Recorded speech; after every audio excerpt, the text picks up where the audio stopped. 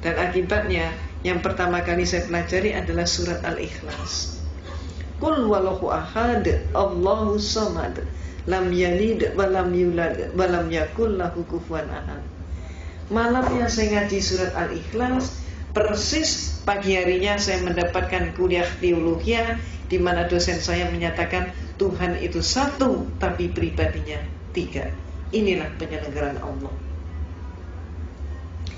Sehingga malam harinya ada kekuatan yang mendorong saya untuk kembali ngaji. Allahu ahad. Ini yang benar menurut suara hati saya begitu. Maka hari-hari berikutnya saya dialogkan dengan dosen saya. Saya katakan, Pater, saya belum paham hakikat Tuhan. Maka kemudian dosen saya pun bertanya, bagaimana mungkin seorang biarawati tidak paham hakikat Tuhan? Kaget sekali dia. Maka dia pun maju ke papan tulis, menggambar sebuah segitiga sama sisi. AB sama dengan BC sama dengan CA. Saya ditanya, segitiga ini berapa? 1. Sisinya berapa? 3. Itulah Tuhan itu satu tapi pribadinya 3, kata dosen saya.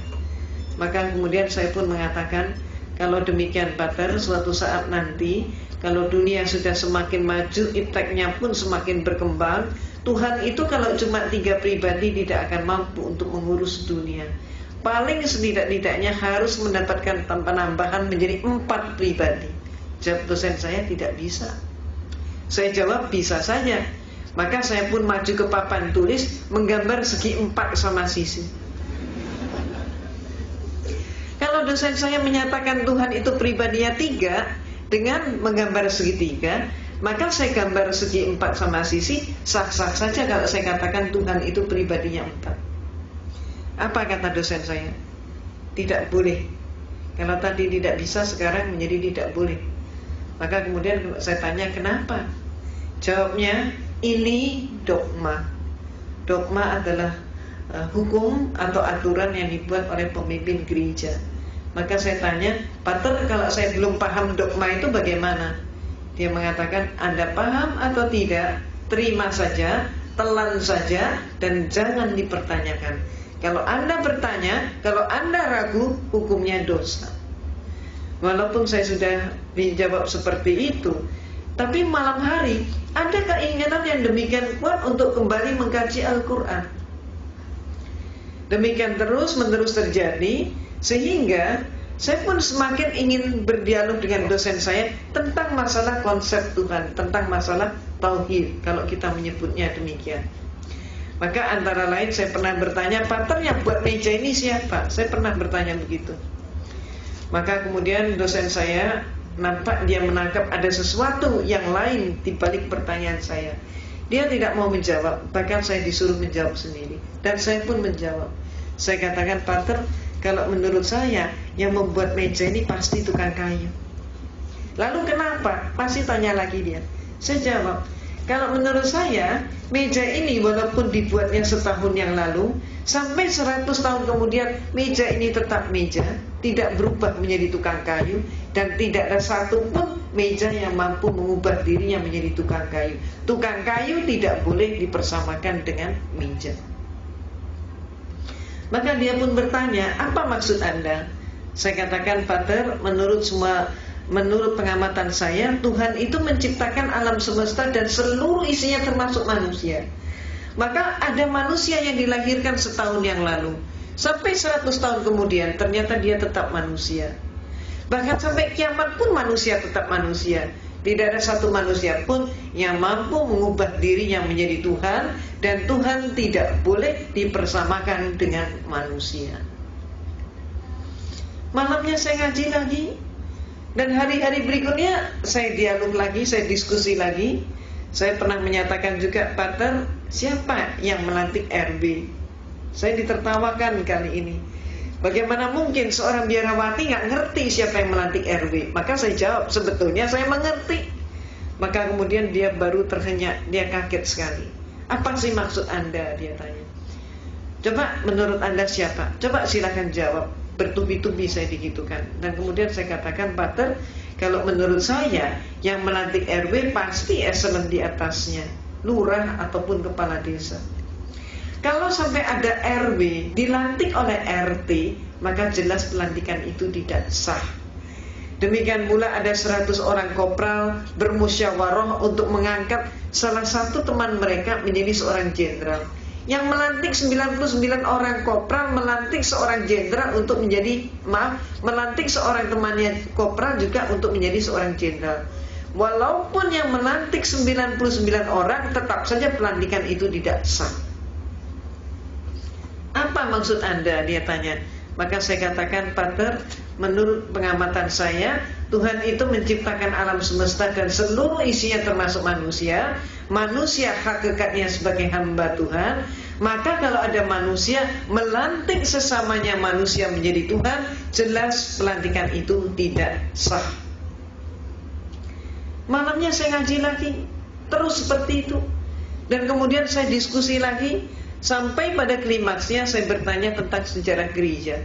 Saya katakan, Pater, menurut semua literatur yang saya pelajari dan kuliah yang saya terima, Yesus yang oleh umat Islam disebut Nabi Isa alaihissalam, ternyata Yesus itu untuk pertama kalinya dilantik menjadi seorang Tuhan. Peristiwa itu baru terjadi pada tahun 325 Masehi. Jadi sebelum tahun 325 Masehi, Yesus belum jadi Tuhan. Yang melantik Yesus jadi Tuhan siapa? Yang melantik Yesus jadi Tuhan adalah seorang raja Romawi, yaitu Konstantin. Pelantikannya terjadi dalam rangka sebuah konsili.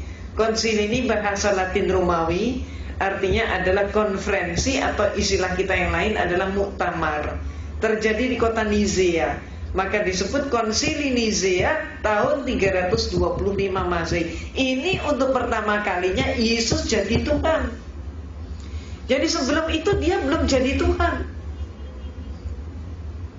Sayangnya sejarah ini tidak dipahami oleh 98% umat Kristen, walaupun sejarah ini ada di dalam buku-buku mereka. Cuman dengan sengaja pemimpin-pemimpin gereja menutup sejarah tersebut agar supaya umatnya tetap tidak tahu. Kenapa? Kalau sampai umatnya tahu, umatnya akan terguncang sekali kalau mengetahui Yesus diproses dari manusia menjadi Tuhan, dan yang melantik adalah seorang manusia. Maaf, keadaan yang terjadi di tanah air kita, Kristennya sendiri juga nggak ngerti konsep ketuhanan Yesus, tidak tahu sejarahnya. Mereka kemudian menyerang kita umat Islam dengan program kristenisasi dan pemurtadan, sedangkan kita umat Islam juga sayangnya gak tahu sejarah itu. Itu sebabnya apa yang saya informasikan ini termasuk menjadi bekal dakwah kita. Kalau ada serangan, katakanlah yang hak itu hak, yang batil itu batil. Sejarah ini perlu diungkap. Nah, Ibu dan Bapak yang dirahmati oleh Allah, maaf saya berbicaranya terlalu cepat nggak? Nggak apa-apa ya, karena kan berburu dengan, maaf, berburu membuat efisien waktu.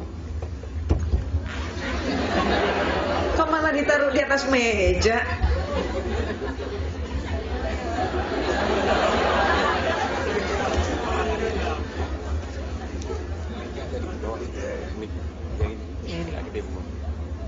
Yang ini udah pas ya. Nah, Ibu dan Bapak yang dirahmati oleh Allah, orang Kristen seringkali tidak mengetahui konsep ketuhanan mereka sendiri. Saat ini kita memasuki bulan, kita sedang melaksanakan ibadah puasa. Setelah kita puasa, maka berikutnya lagi kita akan melaksanakan Idul Fitri.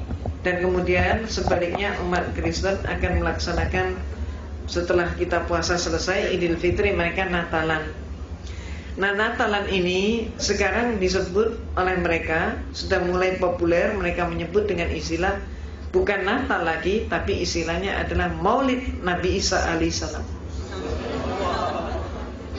Itu yang mereka lakukan. Bahkan ketika kita umat Islam melaksanakan Idul Fitri, nanti silakan Bapak dan Ibu rasakan sendiri. Gereja di seluruh Indonesia sekarang pun sudah memberikan instruksi kepada umatnya